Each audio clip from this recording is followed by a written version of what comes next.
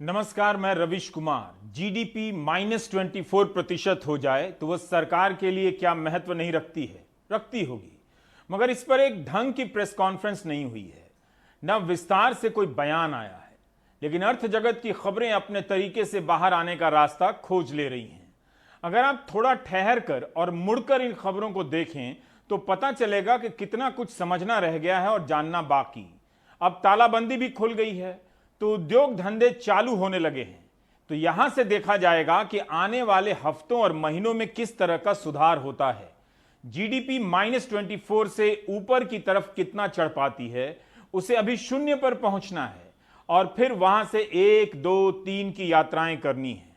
इस जीडीपी में $5 ट्रिलियन की अर्थव्यवस्था का जो ख्वाब दिखाया गया था, उसे कितने समय के लिए स्थगित करना होगा, इसके अलग अलग अनुमान हैं। अगस्त और सितंबर महीने की आर्थिक खबरों का बाइस्कोप आपको बताएगा कि इस वक्त कंपनियों को बेचने, कर्मचारियों को निकालने में सरकार कितनी मेहनत कर रही है। इकोनॉमी का बाइस्कोप चालू करते हैं। कोई तो होगा जो भीड़ से निकलकर बाइस्कोप की ये खबरें देखने आएगा, जो बता रही हैं कि सरकार अपना खर्चा कम करने के लिए क्या कर रही है। लाइव मिंट की यह खबर है कि स्टेट बैंक में 30,000 कर्मचारियों को रिटायर कर दिया जाएगा, वीआरएस दे दिया जाएगा। बैंक ने सफाई दी है कि खर्चा कम करने के लिए रिटायर नहीं किया जा रहा है, कर्मचारियों को एक अनुकूल विकल्प दिया जा रहा है। और इस साल तो बैंक 14,000 नए कर्मचारियों को नियुक्त करने की सोच रहा है। बिजनेस स्टैंडर्ड की खबर बताती है कि बीएसएनएल में कॉन्ट्रैक्ट पर काम करने वाले 20,000 लोगों को निकाला जा सकता है।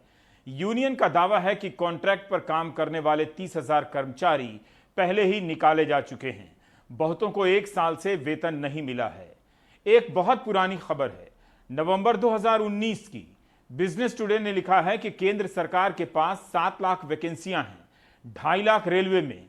क्या अब ये भरी जाएंगी? लगता नहीं। सरकार पर बहुत दबाव है।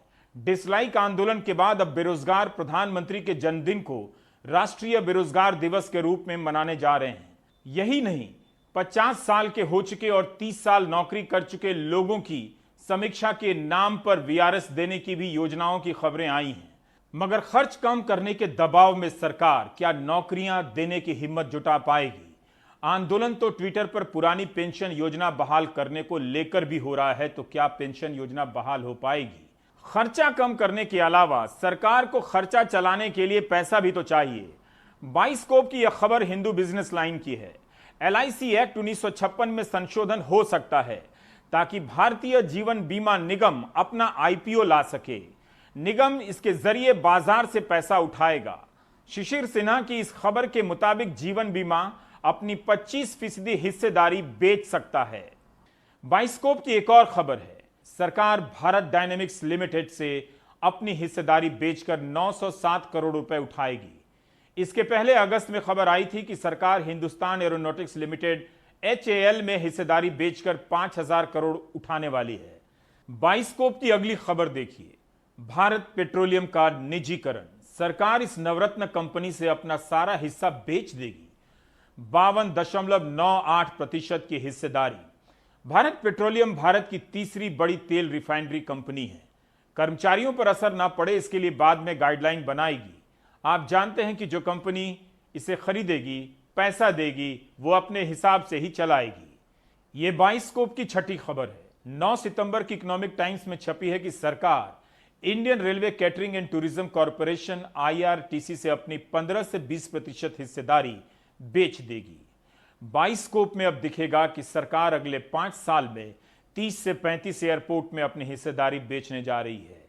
लाइव मिंट की खबर है, जनता के पैसे से बने ये एयरपोर्ट प्राइवेट पार्टी को दिए जा रहे हैं। पब्लिक में कोई बहस नहीं कि एक एयरपोर्ट को बनाने में सरकार का कितना पैसा लगा, बेचकर सरकार को कितना वापस मिलेगा। बाइस्कोप की 8वीं खबर है कि सरकार 4 सार्वजनिक क्षेत्र के बैंकों में अपनी हिस्सेदारी बेचने जा रही है। नीति आयोग ने भी ऐसे सुझाव दिए हैं। इसलिए कहा कि थोड़ा ठहर कर और मुड़कर इन खबरों को देखा कीजिए। पता चलेगा कि सरकार पर एक ही साथ 2 तरह के दबाव हैं। पहला कि वह अर्थव्यवस्था को गर्त से निकालने के लिए खूब खर्च करे, दूसरा खुद को बचाने के लिए कम खर्च करे। -24% जीडीपी के बाद सरकार की खामोशी इस बात से समझी जाती है कि इस वक्त वह बनाने के अलावा बेचने में मशरूफ है, बिजी है इन इंग्लिश। ऐसा प्रतीत होता है कि इस वक्त वित्त मंत्रालय से ज्यादा विनिवेश विभाग में काम हो रहा है, जिसे सरकारी कंपनियों में हिस्सेदारी बेचने की प्रक्रियाएं बनानी है। यह भी लगता है कि नवरत्न तेल ही रह जाएगा मार्केट में, नवरत्न कंपनियां बिक जाएंगी। पर इनका बिकना तभी होता है जब सरकार के खजाने पर असर पड़ता है। इस सवाल का जवाब देने में मैं सक्षम नहीं हूं कि कल जब फिर ऐसा संकट आएगा तो क्या बेचेंगे। सार्वजनिक क्षेत्र की कंपनियों को असफल या नकारा घोषित करना तो बहुत आसान होता है, मगर इन्हीं में से कई कंपनियां सरकार के लिए नवरत्न भी कहलाती हैं। आखिर उसे नवरत्न बनाने में उन्हीं सरकारी कर्मचारियों का हाथ होता होगा। लंबी बहस का मुद्दा है कि कोई कंपनी नवरत्न से कैसे कंगाल कर दी जाती है और बेच दी जाती है। 20 अगस्त के फाइनेंशियल एक्सप्रेस की खबर है कि इसरो के चीफ ने कहा है कि निजीकरण नहीं हो रहा है। वैसे इसरो के कार्यक्रम में प्राइवेट सेक्टर के भाग लेने का फैसला हो चुका है। हमने प्रोफेसर अरुण कुमार से एक सवाल पूछा कि जब भी संकट आता है सरकार अपनी कंपनियां बेचती है, घर बेचकर काम चलाना कब तक चलेगा। दूसरा, मेहनत से बनाई गई इन कंपनियों को अचानक नकारा घोषित कर दिया जाता है, तो जब ये प्राइवेट सेक्टर में जाती हैं तो क्या पहले से प्राइवेट कंपनी जो खरीदती है वो और बड़ी हो जाती है, जिसके टैक्स से सरकार का खजाना फिर से भरने लगता है। प्राइवेटाइजेशन है, इसका दौर तो सन 91 से शुरू हो गया था और डिसइन्वेस्टमेंट और प्राइवेटाइजेशन तब से शुरू हुआ है। और होता क्या है हमारी अर्थव्यवस्था में, जो मिक्स्ड अर्थव्यवस्था है, कि प्राइवेट सेक्टर पब्लिक सेक्टर को चाहता नहीं है कि वो रहे, क्योंकि प्राइवेट सेक्टर के जो दाम चार्ज करता है, जो वो अपना मोनोपोली क्रिएट करता है, उसमें फिर पब्लिक सेक्टर बाधा बन जाता है। तो ये एक टेंडेंसी होती है कैपिटलिस्ट इकोनॉमी में कि पब्लिक सेक्टर अगर जितना कम रहेगा उतना प्राइवेट सेक्टर को फायदा होगा, और जब कोई क्राइसिस आएगा तो प्राइवेट सेक्टर उसका फायदा उठा के और कंसेशन ले लेगा। तो ये अक्सर कह दिया जाता है कि जो स्कूल खोल देंगे, हेल्थ फैसिलिटी बना देंगे गरीब के लिए। पर सवाल ये है कि क्या वो बेच के करना चाहिए या वो टैक्स उठा के पैसा लगाना चाहिए।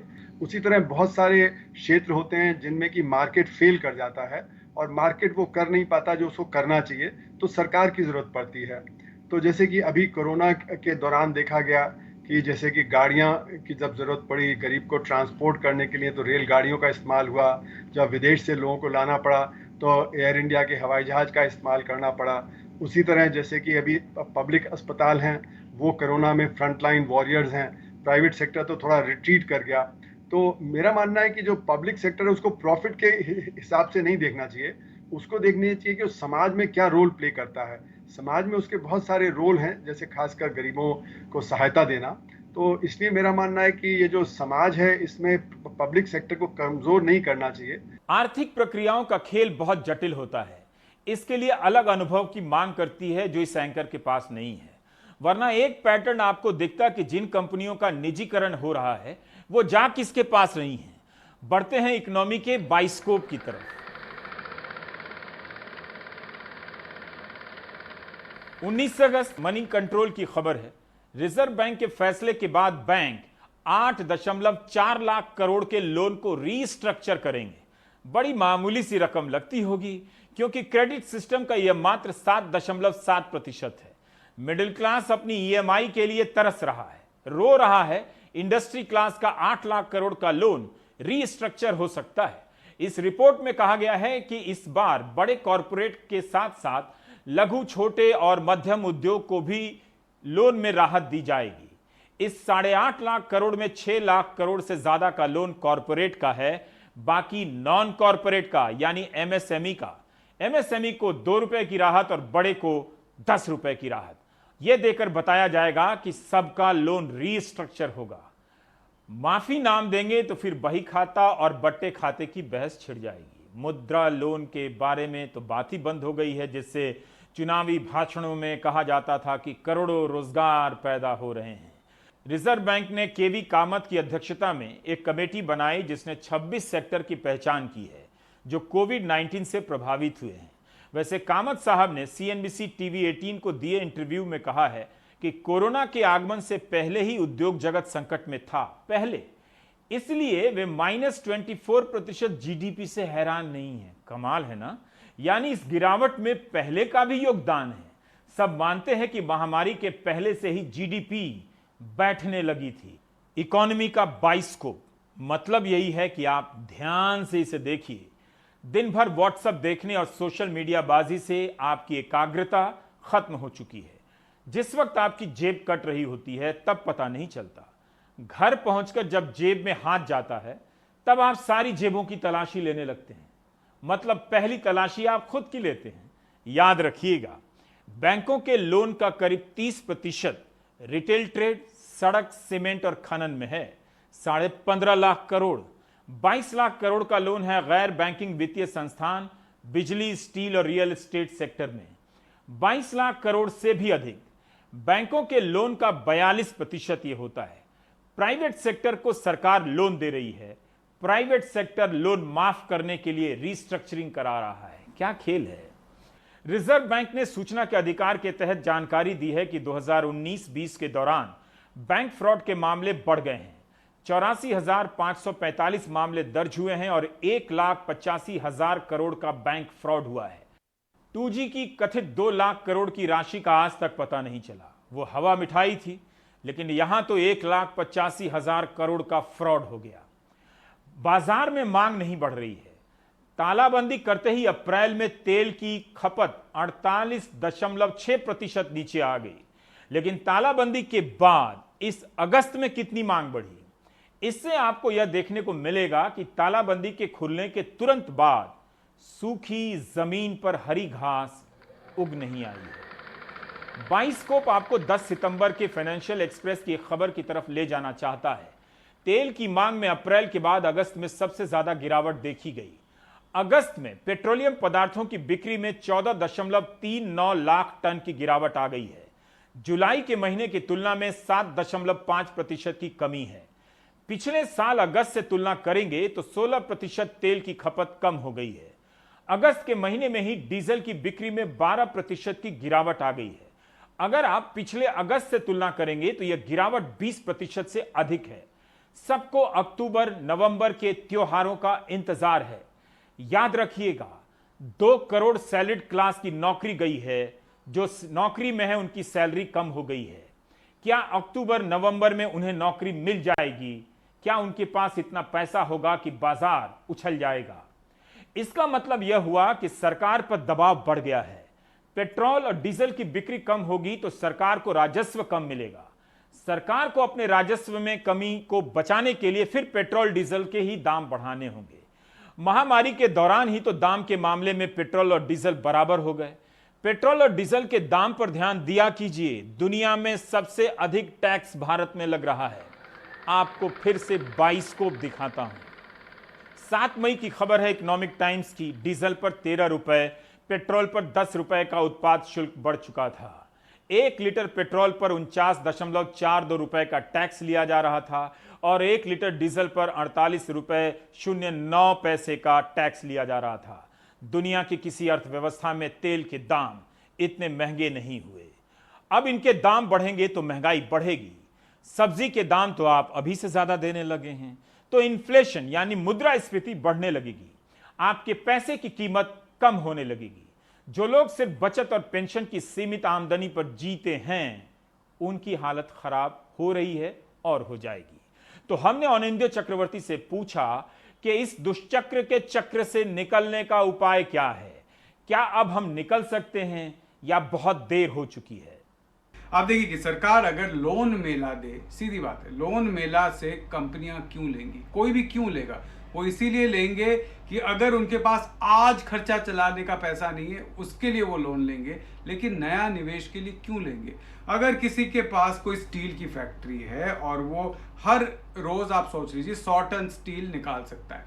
आज हमारे देश में मांग है 80 टन स्टील की, तो वो निवेश लेकर क्या और 10 टन स्टील बनाने वाली मशीन बिठाएगा? नहीं ना। उसको पहले तो अपने कैपेसिटी, फुल कैपेसिटी तक पहुंचने दीजिए। वो तभी होगा जब जो खरीदने वाले लोग हैं उनके हाथ में पैसा जाए। और इसको आप 2 तरह में बांट सकते हैं। एक है जो उपभोक्ता है, जो उपभोग करके वो निकल जाता है, सिस्टम से निकल जाता है। जैसे हम कोई साबुन खरीदते हैं, साबुन से हमने नहा लिया, साबुन खत्म हो गया तो वो खत्म। लेकिन वो और एक तरीके का उपभोग होता है जिसको हम प्रोडक्टिव कंजम्पशन कह सकते हैं, मतलब जिससे चीज़ें पैदा की जाती है, जैसे मशीन, रॉ मटेरियल, ये सब उपभोगी है, कंजम्पशन ही है, लेकिन प्रोडक्टिव कंजम्पशन है। क्योंकि जो लोग मशीन बनाते हैं उनके भी कोई खरीदार है, जो लोग कच्चा माल बेचते हैं उनके भी कोई खरीदार हैं। जब तक फाइनल कंज्यूमर चीज़ें नहीं खरीदेगा तो जो कच्चा माल खरीदते हैं, मशीन खरीदते हैं, स्टील खरीदते हैं, कोल खरीदते हैं, वो लोग चीज़ें नहीं खरीदेंगे। तो सीधा बात है कि आखिर में लोगों के हाथ में पैसा नहीं आएगा, वो खर्चा नहीं करेंगे तो सिग्नल नहीं जाएगा कि और भी बनाना है। और अगर और भी उपभोग के सामान, कंज्यूमर ड्यूरेबल्स, कंज्यूमर गुड्स नहीं बनाए जाएंगे तो जो मशीन बेचते, कच्चा माल बेचते, उनके लिए भी मांग नहीं बढ़ेगी, तो मांग घटेगी और भी घटेगी, सरकार अगर खर्चा ना बढ़ाए। तो इसमें क्या है कि सरकार जो दबाव में आ जाती है वो है कि राजकोषीय घाटा को हमें कम करके रखना है, लोन नहीं लेना है। खैर, लोन सरकार ले रही है, लोन और भी ले रही है सरकार, वो हमारे पास डेटा है, लेकिन लगता है कि खर्चा जितना होना चाहिए, पिछले साल जो ग्रोथ हुआ था खर्चे का, उससे भी कम ग्रोथ हुआ है। और उसमें कहीं ना कहीं राजनीति होगा। आपने थोड़ी देर पहले कहा था ना कि जो कहा जाता था कि मुद्रा लोन और ये सब किया है उससे रोजगार बढ़ रहा है, वो चुनावी बातें थे ना, इसलिए 2019 से पहले जो खर्चा हुआ आज उसी टाइम में आकर, मतलब आप देखिए मई में इलेक्शन का रिजल्ट आया था, मार्च अप्रैल में खर्चा सरकार ने किया, वही मार्च अप्रैल में जो ग्रोथ होना चाहिए था वो नहीं हुआ है खर्चे का। सरकार खर्चा नहीं करेगी तो प्राइवेट सेक्टर खर्चा नहीं करेगा, सीधी बात है। 12 मई को 20 लाख करोड़ का पैकेज दिया गया था सरकार की तरफ से। बैंकों पर लोन देने के दबाव हैं, लोन इस वक्त आसानी से मिल भी रहा है, लेकिन उस लोन के निवेश के लिए और वापसी का माहौल कहां है? बाजार में मांग नहीं है। अब इंडस्ट्री की तरफ से फिर से आवाज उठने लगी है कि सपोर्ट पैकेज चाहिए। दूसरा, क्या लोन का पैकेज नहीं चल सका तो क्या नोट छाप कर देने का पैकेज चल जाएगा? उसका टाइम निकल गया या अभी भी यही रास्ता बचा है? फिक्की ने कहा है कि मांग बढ़ाने के लिए सपोर्ट करना होगा, तभी हम कम मांग की दलदल से निकल पाएंगे। लोगों की आमदनी बढ़ानी होगी। लोगों की आमदनी नहीं बढ़ेगी, लोगों के हाथ में पैसा नहीं आएगा तो वो खर्चा नहीं करेंगे, और अगर वो चीजें नहीं खरीदेंगे तो उत्पादन भी नहीं बढ़ेगा। अगर कोई घर नहीं खरीदेगा, आप जानते हैं हमारे देश में कितने सारे खाली घर बने बनाए पड़े हुए हैं, अगर और कोई घर नहीं खरीदेगा तो घर कौन बनाएगा? अगर घर नहीं बनेंगे तो सीमेंट कौन बेचेगा? जितने ईंट है, जहाँ पे भट्टी में ईंट बनता है, वो कैसे खुलेंगे? तो ये जो सारा चीज़ है, हाथ में लोगों के पैसे जाने पड़ेंगे। आप क्या सिर्फ लोगों को चावल, गैस सिलेंडर ये सब देंगे? लोगों को नौकरी नहीं दे सकते आप नौकरी देने के लिए आपको क्या करना पड़ेगा? मैं ये नहीं कह रहा हूँ कि सरकारी नौकरी दीजिए, सरकारी नौकरी देनी चाहिए, लेकिन मैं ये नहीं कह रहा हूँ। मैं कह रहा हूँ कि आप किसी रोड का कॉन्ट्रैक्ट दीजिए, प्राइवेट सेक्टर को दीजिए, लेकिन आप कहिए कि इस कॉन्ट्रैक्ट में जो सबसे ज्यादा नौकरी दे पाएंगे उसी को ये कॉन्ट्रैक्ट मिलेगा, जो सबसे ज्यादा नौकरी गारंटी कर पाएंगे उसी को हम लोन देंगे। आप कहीं पे भी अगर आपका पब्लिक सेक्टर है उसको स्ट्रेंथन कीजिए, रेलवेज में नौकरियां कम मत कीजिए, रेलवेज में नौकरियां बढ़ाइए। ये अगर आपको 2-3 साल भी करना पड़े कम से कम कीजिए, कॉन्ट्रैक्ट पे लेना पड़े कॉन्ट्रैक्ट पे लीजिए लोगों को। सरकार अगर सीधा खर्च नहीं करेगी तो कुछ नहीं हो सकता। तालाबंदी थी तो इंडस्ट्री इस बात से बच गई कि सब बंद है तो हम क्या कहें, लेकिन अब तालाबंदी नहीं है। अब असलियत बताने की नौबत आएगी, उसे बताना ही होगा कि कितना सुधार हो रहा है, उसके ऊपर लोन का दबाव बढ़ता चला जाएगा। फिक्की के सर्वे में बताया गया कि 166 कंपनियों का सर्वे हुआ है, जिसमें से 44% ने कहा है कि अगस्त में ऑर्डर मिलने लगे हैं। पर इसी में एक और बात कही गई है, बाइस्कोप में आकर देखिए। फिक्की के सर्वे में कहा गया है कि 68% कंपनियों ने कहा है कि मांग में कमी है। यह सबसे बड़ी चुनौती है। आप इस लाइन को ध्यान से सुनिए, जब मांग ही फंस गई है तो ऑर्डर कितना ही बढ़ा होगा। 41% कंपनियों ने कहा कि पिछले साल अगस्त की तुलना में इस साल अगस्त में उनकी बिक्री आधी रह गई। 21% कंपनियों ने माना कि उनकी बिक्री 50 से 75% तक कम हो गई है। -24% जीडीपी का जहाज किनारे आकर खड़ा हो गया है। सरकार इस तरह से पेश आ रही है जैसे जीडीपी का आकलन अब पुराना तरीका हो गया है। वह इसे नोटिस नहीं ले रही है, लेकिन राज्यों की रेटिंग जारी कर रही है। -24% जीडीपी वाले देश में राज्यों की ईज ऑफ डूइंग बिजनेस की रेटिंग से आपको पता चल रहा है, शायद यही बताना चाहती है सरकार कि कहीं कुछ अच्छा हो रहा है। उद्योग मंत्री पीयूष गोयल ने स्टार्टअप इकोसिस्टम को बढ़ावा देने के मामले में सभी राज्यों की रैंकिंग जारी की है। इसके हिसाब से गुजरात और अंडमान निकोबार का सबसे अच्छा प्रदर्शन रहा, जिन्होंने उत्पादकता बढ़ाई और उद्योगों से जुड़ी नीतियों को सरल किया। इसके बाद कर्नाटक और केरल का नंबर आता है, जिन्होंने कारोबारियों को आकर्षित करने के लिए नायाब तरीके के कारोबार करने को महत्व दिया। बिहार, चंडीगढ़, महाराष्ट्र, उड़ीसा और राजस्थान लीडर पाए गए हैं। सीडिंग इनोवेशन लीडर्स में बिहार, केरल और महाराष्ट्र शामिल है। यही राज्य एक हफ्ता पहले तक और अब भी केंद्र सरकार से राजस्व मांग रहे हैं। जीएसटी का अपना हिस्सा मांग रहे थे तो उनसे कहा गया कि जाइए लोन ले लीजिए। 5 राज्यों के मुख्यमंत्रियों ने प्रधानमंत्री को लिखा कि संविधान के तहत आपने गारंटी दी है, वो आप पूरी नहीं कर रहे। पीयूष गोयल ने रेटिंग जारी कर नई हेडलाइन तो बनवा दी, लेकिन आप बाइस्कोप देखिए मेरे साथ। 9 सितंबर की खबर है, राज्यों को अगर जीएसटी का हिस्सा नहीं दिया गया तो उन्हें अपने खर्चे में 3 लाख करोड़ रुपए की कटौती करनी पड़ेगी। आईसीआरए इकरा की रिपोर्ट के अनुसार राज्यों का वित्तीय घाटा बढ़ जाएगा, उनके पास पैसे कम हो जाएंगे। अगर उनका खर्चा घटा तो मांग और रोजगार दोनों पर असर पड़ेगा। समस्या और चुनौती को किनारे लगाकर समंदर में एक कागज की नाव रख दी जा रही है और कहा जा रहा है कि नया जहाज बेड़ा पार लगा देगा। सबको पता है कि जनता तक ये सूचनाएं पहुंच ही नहीं रही हैं। जनता को दूसरे सवाल दे दिए गए हैं। आप अपने आसपास चेक कर सकते हैं, पूछ सकते हैं। विक्रम नायक और सतीश आचार्य के कार्टूनों को देखिए, आपको पता चलेगा कि चैनलों पर क्या चल रहा है, खबरें किस तरह की हैं।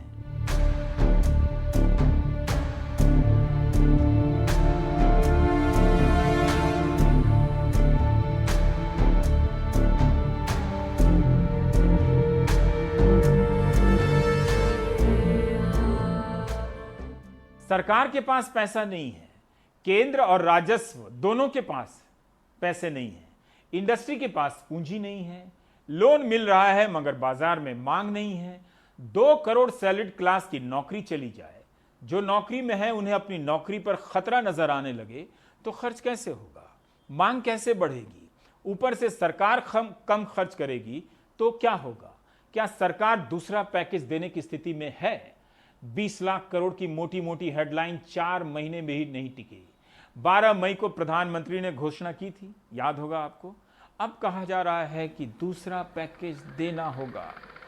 बाइस्कोप में फिर से चलिए, 10 सितंबर की खबर देखिए, बिजनेस स्टैंडर्ड की है। अंतर्राष्ट्रीय मुद्रा कोष ने कहा है कि सरकार को आमदनी में सपोर्ट करना होगा, एक और पैकेज देना होगा। स्वास्थ्य, खाने पीने के सेक्टर को मदद करनी होगी और कम आमदनी वालों की मदद करनी होगी, जैसा कि पहले किया गया और वो अच्छा कदम था।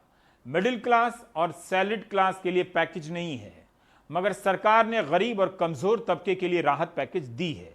प्रधानमंत्री गरीब कल्याण योजना के तहत 42 करोड़ लोगों को सहायता पहुंचाने का दावा किया जा रहा है।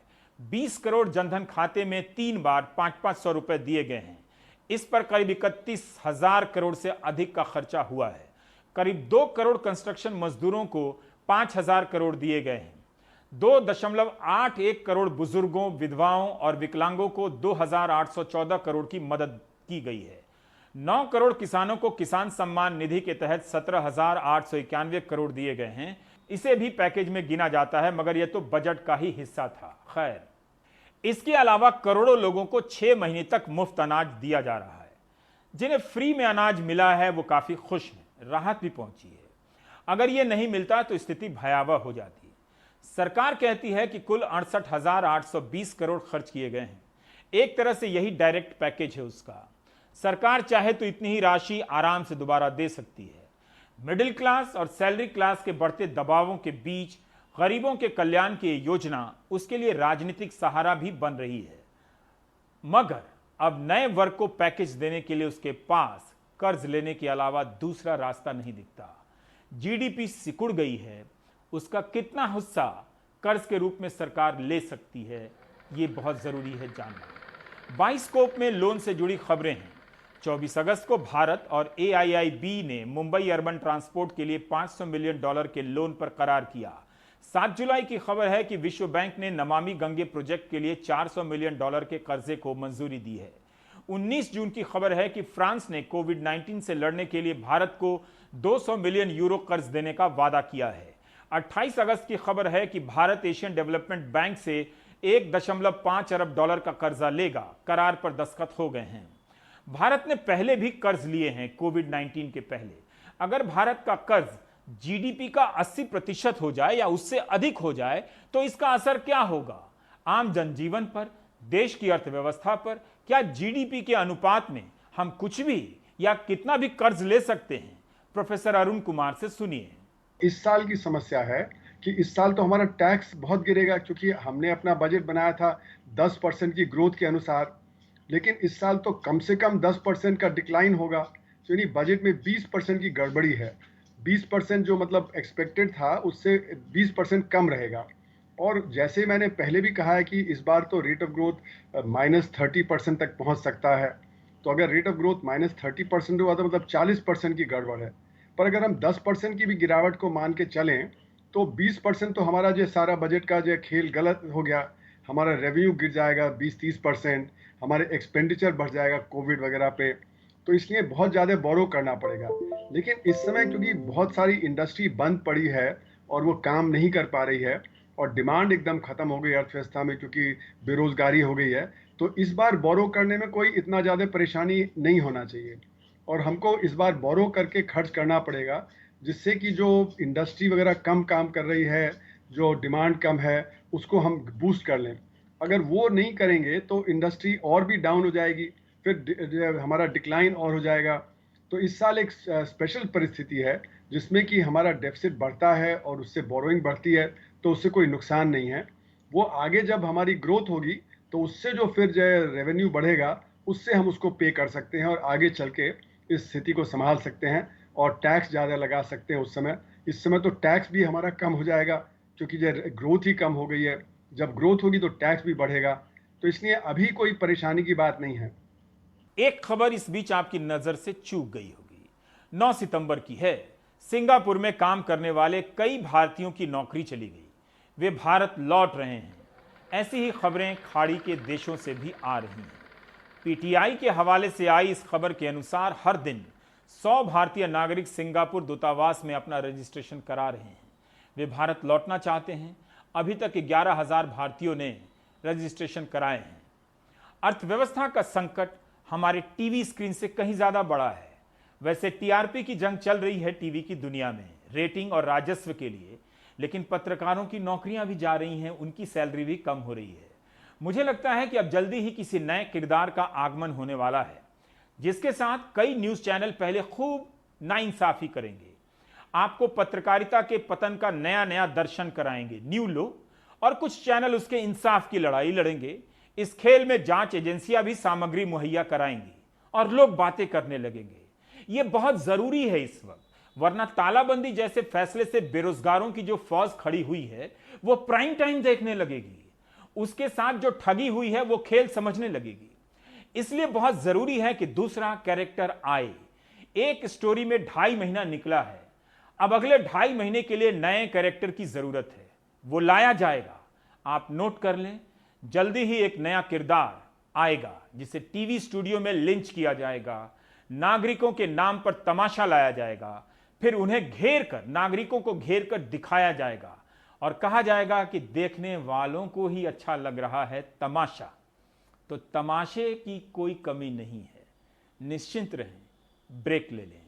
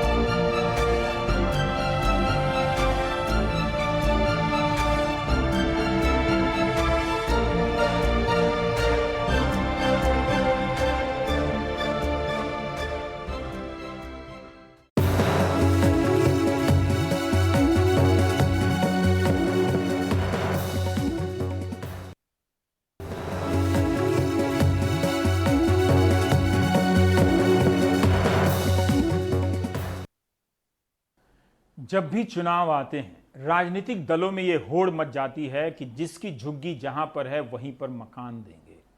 लेकिन सुप्रीम कोर्ट ने दिल्ली में 48,000 रेलवे की जमीन पर बनी झुग्गियों और अतिक्रमण के मकानों को 3 महीने के हटाने के आदेश दे दिए। इतनी बड़ी संख्या में लोगों के घर उजाड़े जाएंगे, रेलवे ने नोटिस भेजना शुरू कर दिया है। और अब हो रही है राजनीति। कांग्रेस अदालत पहुंच गई है तो आम आदमी पार्टी और बीजेपी दोनों एक दूसरे पर आरोप लगा रहे हैं। रविश रंजन की यह रिपोर्ट देखिए। तुगलकाबाद रेल पटरियों के किनारे बनी इस झुग्गी में चित्रा देवी सालों से रहती हैं। 3 दिन पहले अचानक इस तरह का एक नोटिस झुग्गी के बाहर चिपका मिला। नोटिस का फटा हिस्सा हाथों में है, लेकिन पूरी तरह उजड़ने का अंदेशा इनको परेशान कर रहा है। चित्रा जी, एक नोटिस कहा जा रहा है 8 तारीख को लगाया था। तो जब ये नोटिस लगाया था तो क्या बोला गया था? ये सर बोले थे कि ये झुग्गी 3 दिन में अगर नहीं खाली करोगे तो सामान इसी में दाब देंगे तोड़ के, यहाँ से हट जाओ। हम लोग 4 दिन से खाने भी न पा रहे हैं, भूखे मर रहे हैं।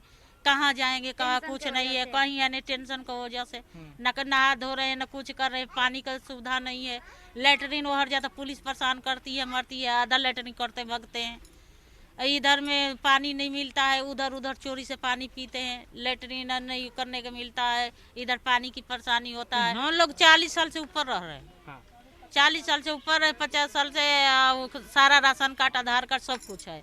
मोदी जी कहे कि जहे जुगी तहे मकान।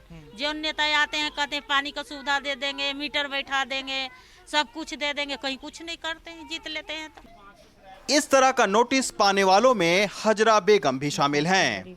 जहां झुग्गी वहां मकान का सपना संजोए वो सुकून से रह रही थीं, लेकिन अब इस नोटिस ने उनकी भी नींद उड़ा रखी है।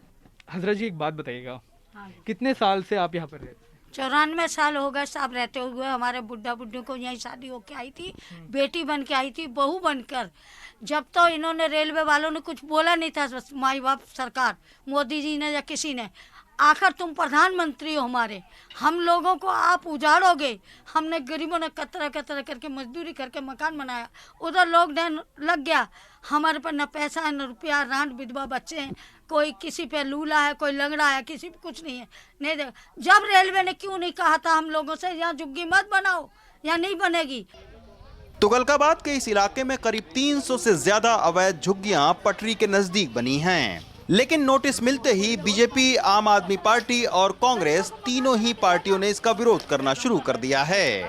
बीजेपी के नेता सदन रामवीर बिदुड़ी और आम आदमी पार्टी के प्रवक्ता राघव चड्ढा के बीच ट्विटर वॉर छिड़ गया है। जबकि कांग्रेस के नेता अजय माकन ने दिल्ली सरकार और रेलवे पर गुमराह करने का आरोप लगाकर सुप्रीम कोर्ट का दरवाजा खटखटाया है। सुप्रीम कोर्ट को कौन बताएगा? ना तो मैं वहां पे था, ना मेरा कोई नुमाइंदा वहां पे था, ना वकील झुग्गी वालों का वहां पे था। वहां पे कौन थे? वहां पे दिल्ली सरकार के नुमाइंदे थे, वहां पे रेलवे के नुमाइंदे थे। तो क्या दिल्ली सरकार और रेलवे के नुमाइंदों का फर्ज नहीं बनता था कि वो उनको बताएं सुप्रीम कोर्ट को कि प्रोटोकॉल ये तय हो चुका है? और रेलवे ने उस प्रोटोकॉल को हामी भरी थी। इसी वजह से रेलवे ने Ajay Maken versus union of India में केस डबल बेंच से हारने के बाद उसको सुप्रीम कोर्ट में चैलेंज नहीं किया। और प्रोटोकॉल को दिल्ली सरकार ने ये कह करके बनाया कि ये double bench high court justice Muralidhar की जजमेंट के बेसिस के ऊपर हम लोगों ने इस कोर्ट के आदेश के तहत कि हम प्रोटोकॉल बना रहे हैं, जिसमें सबसे पहले आइडेंटिफाई किया जाएगा, आइडेंटिफाई करके उनको रिहैबिलिटेट किया जाएगा, फिर डेमोलिशन किया जाएगा। तो कोर्ट को कोई बताएगा तो सही। दिल्ली में रेल पटरियों की 60 जगहों पर 48,000 अवैध झुग्गियां बनी हैं, जहां सालों से लोग रहते आए हैं। अब रेल मंत्रालय दिल्ली सरकार के साथ मिलकर इन झुग्गियों को खाली करवाने के लिए रणनीति बना रहा है। कल एक मीटिंग हुई थी ऑनरेबल मिनिस्टर ऑफ रेलवे और जो दिल्ली गवर्नमेंट के मंत्री जी हैं सत्येंद्र कुमार जैन जी के बीच, और आज ही एक बहुत ही डिटेल मीटिंग हुई है जो नॉर्दर्न रेलवे के अधिकारी हैं और दिल्ली गवर्नमेंट के अधिकारी हैं, और उस पे है। और हमें पूरी उम्मीद है कि जो ऑनरेबल सुप्रीम कोर्ट के ऑर्डर्स हैं उसको रेलवे और दिल्ली गवर्नमेंट मिलके उसको इम्प्लीमेंट करेगी। तीनों ही राजनीतिक पार्टियों ने विधानसभा चुनाव में झुग्गी के बदले फ्लैट देने का वादा किया था। करीब 16,000 गरीबों के फ्लैट तैयार भी हैं, लेकिन सालों से उनका आवंटन ही नहीं हो पाया है। एक आंकड़े के मुताबिक दिल्ली में 40% आबादी अनाधिकृत कॉलोनियों में रहती है और इस पर जमकर राजनीति भी होती है। ऐसे में झुग्गी वालों को बिना पुनर्वास किए हटाना रेलवे के लिए खासा चुनौती भरा काम है। दिल्ली से अक्षय डोंगरे और आशीष भार्गव के साथ रवीश रंजन शुक्ला, एनडीटीवी इंडिया।